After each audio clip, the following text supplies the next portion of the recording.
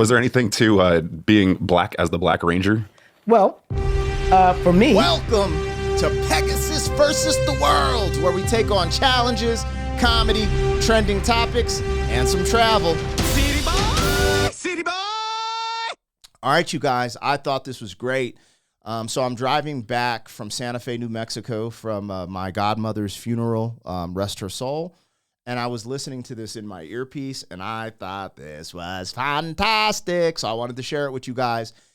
I don't know where you would, that line of questioning is interesting. It almost feels like, oh, this is a woke question, right? So I was curious on the answer. This is the Black Power Ranger. This is my, dude, I'm 45. I turned 45 in what's today, the 20th? In 4 days, I turned 25. Grew up watching Power Rangers, loved the Power Rangers, all of them. And I heard this and I was like, there's something to this. That's hilarious when he asked this question. And then you start thinking about the Black Power Ranger being black, the yellow Power Ranger being the pink Power Ranger being, you're like, yo, son. And this is how the woke mind virus takes over. And you're like, yo, son, the racial experience of my forefathers of the... Anyways, he has an answer to this. And I am so curious to see what you guys think of it. And let's have the conversation. I don't think it's going to be what you expect. It wasn't necessarily what I expected from... Anyways, I don't want to go nowhere. I don't want to lead y'all anywhere. Let's just get into this. Now, I'm watching this from Tuned In with Jim Cummings. This is his channel. Hit that with a like. Subscribe over there. I think they do podcasts. I don't know. This just popped up on my radar, and seeing the title had me interested. So here we go. I want you guys to check this out. I also watched some more stuff about the Power Rangers that I might bring on, but let's just go. Let's listen. Was there anything to being black as the Black Ranger? Well, for me, I found it to be quite powerful. Yeah. Because here I am, a young black kid from Detroit, Motor City, Motown, and Yes, predominantly a black city. So, and the time that I grew up in was a time where there was, there was James Brown, say it loud, I'm black and I'm proud. Oh, so yeah, it's like there was a shift of being, people being ashamed of being black to people being very proud of being black, and growing up in a black city and then becoming a black superhero in a black suit. I was like, forget about it. Oh man, this is ding. As we talk about black superhero, I got my white wife. No, I don't see color, y'all. I didn't even know she was white until y'all told me, man, and my reactions. Anyways, hold on. Let's get into this. This is awesome, you guys. Man, how long have we only watched 50 seconds. Hold on. I might bring it back for you. So I was listening to this in the car driving yesterday, and this is the Black Power Ranger, okay? And this guy asked him, is there something, he was like, was there anything to you being black and being the Black Power Ranger? Oh, yeah. And so right now I'm watching the answer. Okay. So if you want to watch the answer with me, I have some things I was talking about. But anyways, I'll just bring him up answering it. Actually, I'm just going to bring it back. Let's go. Here we go. Was there anything to being black as the Black Ranger? Well, for me, I found it to be quite powerful. Yeah. Because here I am, a young black kid from Detroit, Motor City, Motown, and predominantly a black city. So, and the time that I grew up in was a time where there was, there was James Brown, say it loud, I'm black and I'm proud. Oh, so yeah, it's like there was a shift of being, people being ashamed of being black to people being very proud of being black, and growing up in a black city and then becoming a black superhero in a black suit. I was like, forget about it. Oh man, this ding, is ding, ding, ding, ding, ding, ding, let's ding. go. This is perfect for me. Yeah. Yeah, no kidding. Now, the idea of me being in a black suit never bothered me, and in fact, I was happy about it when I first saw the suit. I thought it looked cool. I thought it looked cool as well. Yeah. I didn't think I would look. I thought I might look cool in red. I know I don't look cool in blue because I've seen it. Yeah. The black was what I wanted to wear. When I saw it, I was like, I want this one. They're like, that's yours. So, but the idea of why I wore the suit was because of the Japanese footage. And the Japanese footage, the Red Ranger was the leader. So in 1992, I wasn't going to be later. I wasn't going to be the leader of the show. And then the Red Ranger and the Black Ranger were kind of always together. So if something happened to the Red Ranger, and the Black Ranger took over. And the Blue Ranger, according to the story, was the nerd and wasn't a great fighter. So, I wasn't going to be the Blue Ranger. I wasn't going to be the Red Ranger. I was the Black Ranger. Yeah. And we originally, in our pilot, had a Latina playing the Yellow Ranger. But after we got picked up and we came back, she asked for more money and they fired her. Yeah. And they got another. Is that where Karen came in? No, this is, we had a Thuy Trang, who was an Asian girl. So then it became odd, because at first she was Latina, and it's like, okay, I'm wearing a black suit, black guy, no biggie deal. But then when Thuy Trang came in. The Yellow Ranger. Oh, yeah. I'm making that connection now. Anyways, let's just keep it going, because this isn't that long of a clip, you guys. And I'm just curious on what you guys think of his response. I'm going to tell you what I think of his response. But yeah, let's just keep going. Because like you start thinking of it. I said this at the beginning: Black Ranger and black, Yellow Ranger, yellow, Pink Ranger. Yeah, I was just like, son, this is wild. But according to him, what he's saying is they were sticking to the Japanese storyline as well, you know. But he said something in here that I didn't catch yesterday. He said, this is 92. I wasn't going to be the leader. And I'm like, are you insinuating that a brother couldn't have the lead role in 92? I don't know if he was insinuating that. I didn't catch that yesterday. But let's just keep it going. I feel like, anyways, we'll keep it going. I'll say my full thoughts at the end. It was like, she was an Asian girl in the yellow suit, and it was like, oh, well, that's a little odd, but oh boy, but it wasn't a big deal. No, but the kids didn't care. The kids Native American, they never even looked. Yeah, you can see where that's going. He was not Native American. Yeah, no, I know. No, I mean that's where the next one, right? That's what the Blue Ranger was a Martian, right? Exactly, right. So, and the Pink Power Ranger was a girl, and the Yellow Power Ranger was also a girl, but it's like somehow it was. Yeah, was it gold or yellow? I guess it was yellow. It was yellow. But I think what happened was, as kids got older, they went, "Hey, that's a funny thing," and then they turned it into something that was never meant to be. As kids people do. try to make it into something that was prejudice. I've had a lot of people come in, "What do you think about Power Rangers being prejudiced?" And I'm like, well, one, I'm a role model for kids in 40 different countries, and I don't. What's prejudice about that? Yeah, where's the bad news? People are looking for bad news. Exactly. Am I uneducated? Was I somebody that was not, you couldn't be proud of? When I look at the people I grew up with, watching kids when I was a kid, the people that were on TV that I remember were like Buckwheat.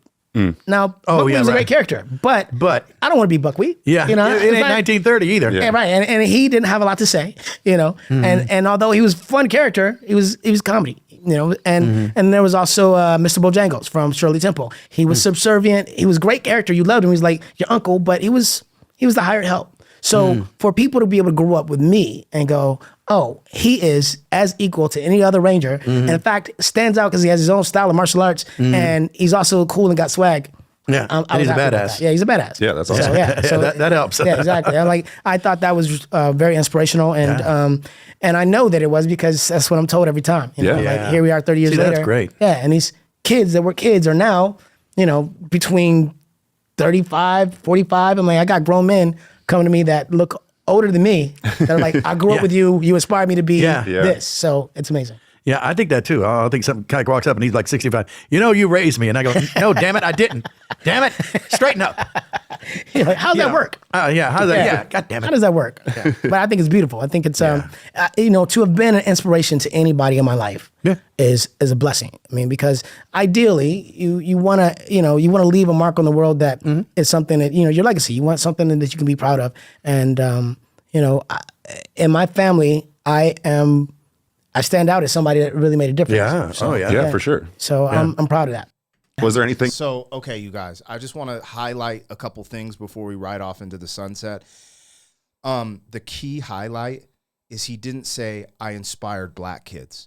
And there's nothing wrong with being black and inspiring black kids, but you can see he's seeing through the common narrative. And he said, I inspired, all these people. Now, I watched this interview with him and the Red Ranger, which is the White Ranger, the lead Ranger, meaning the white dude in the red suit. And they got totally jerked in their deal, and they actually left the show together, but it's a lot more deep than you would think.